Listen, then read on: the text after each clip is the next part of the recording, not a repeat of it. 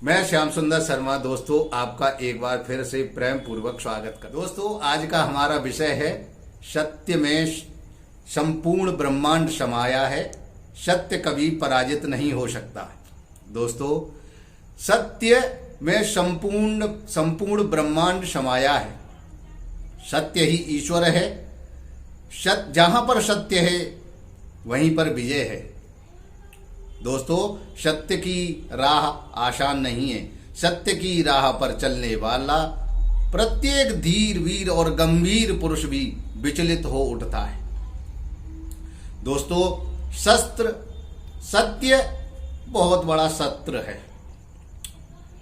कलयुग में प्रायः लोगों ने सत्य बोलना जैसे छोड़ दिया है। बात बात पर लाभ हो अथवा न हो, उन्होंने केवल झूठ का सहारा ले रखा है। प्रत्येक प्राणी जानता है कि झूठ बोलने के बराबर कोई पाप नहीं है और सत्य बोलने के बराबर कोई धर्म नहीं है। दोस्तों प्रायः हम अपने दैनिक जीवन में इतना झूठ बोलते रहते हैं कि अपने द्वारा कमाया गया संपूर्ण पुण्य धीरे धीरे नष्ट कर बैठते हैं। दोस्तों प्रत्येक युग में सत्य बोलने वालों ने जन्म लिया है, चाहे वो सत्यवादी राजा हरिश्चंद्र हों अथवा राजा युधिष्ठिर जी। दोस्तों इतिहास का एक ऐसा बालक जिसने अपने पिता की बात रखने के लिए सत्य बोलते हुए यमराज जी के दर्शन किए। दोस्तों मैं बात कर रहा हूं नचिकेता की। बाजसरवा ऋषि का इकलौता पुत्र नचिकेता बहुत बुद्धिमान था। एक बार बाजसरवा ऋषि ने अपने आश्रम पर एक बहुत बड़े यज्ञ का अनुष्ठान किया। अनुष्ठान समाप्ति के बाद उन्होंने अपनी आश्रम की गायों को दान देना उचित समझा। उन्होंने अपनी आश्रम की सभी गायों को दान कर दिया। दान लेने वाले प्रसन्न नहीं थे, क्योंकि जो गायें थीं वो अत्यंत दुर्बल थीं, दूध देने में असमर्थ थीं। सेवा भाव के उद्देश्य से उनको पाला जा सकता था, लेकिन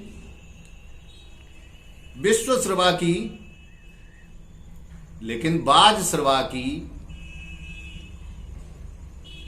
तपस्या के कारण कोई भी अपनी बात बोलने के लिए तैयार नहीं था। ऋषि बाजसरवा का पुत्र नचिकेता को ये बात अच्छी नहीं लगी। उसने अपने पिता से कहा, पिताजी आप मुझे किसको दान करेंगे? बालक की बात का बाजसरवा ऋषि ने कोई जवाब न दिया। बार बार बालक के आप मुझे किसे दान करेंगे शब्द पर ऋषि बोले कि ऐसा आप क्यों कहते हो? नचिकेता बोला, पिताजी जिन गायों ने हमें जीवन भर दूध पिलाया, आज वो बीमार और दूध देने में असमर्थ हैं। उनकी सेवा आश्रम से हो सकती थी, आपने उनको दान देकर अच्छा नहीं किया। दान उस वस्तु का किया जाता है जो प्रिय हो और दान देने लायक हो, जिसे दान पाने वाला प्राप्त कर प्रसन्नता महसूस करे। बालक के ऐसे प्रश्न करने पर बाजसरवा ऋषि बोले, क्या मैं तुम्हें पूछकर दान करूंगा? बालक ने कहा, पिताजी आप मुझे किसे दान करेंगे ये भी बताइए। ऋषि को क्रोध आ गया और उन्होंने क्रोधवश कह दिया, मैं तुम्हें यमराज जी को दान करूंगा। बालक नचिकेता अच्छा कहकर घर से विदा हो गया। बालक को ये नहीं मालूम था कि यमराज जी के दर्शन कहां होंगे।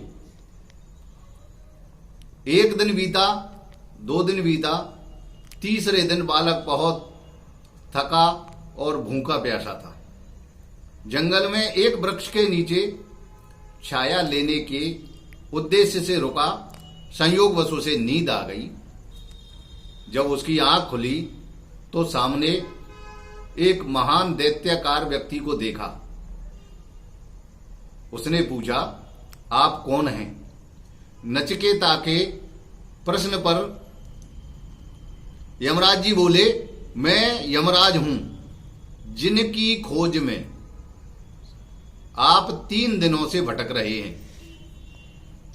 बालक ने उन्हें दंडवत प्रणाम किया और कहा, मैं अपने पिता की बात को सत्य करने के लिए आपके पास आया हूं। बालक की बात को सुनकर के यमराज जी बड़े प्रसन्न हुए और उसकी पितृभक्ति को देखकर बोले, बेटा, जिंदा लोगों की तो बात का क्या, मरने के बाद भी मनुष्य मेरे नाम से कांपते हैं और आप मुझे जीवित अवस्था में पाना चाहते हैं। यमराज जी ने कहा, कोई वरदान मांग लो बेटा।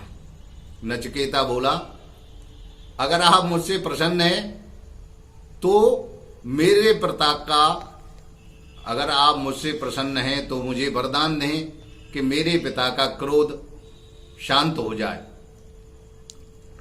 यमराज जी बोले, कोई और वरदान मांगो। नचिकेता ने कहा कि वो मुझे जाते ही पहचान लें और पहले की भांति मुझ पर प्रेम करें। यमराज जी ने दूसरा वरदान भी तथास्तु कहकर दे दिया। बालक नचिकेता खुशी खुशी अपने आश्रम को चला आया। दोस्तों, कहने का तात्पर्य ये है, प्रत्येक युग में सत्य बोलने वालों ने इतिहास बनाया है। क्या झूठ बोलने वालों ने भी कभी कोई इतिहास बनाया है? कृपया कमेंट्स में लिखें। इस कहानी के माध्यम से आपको कोई शिक्षा मिली हो तो इसे लाइक और सब्सक्राइब करें। धन्यवाद।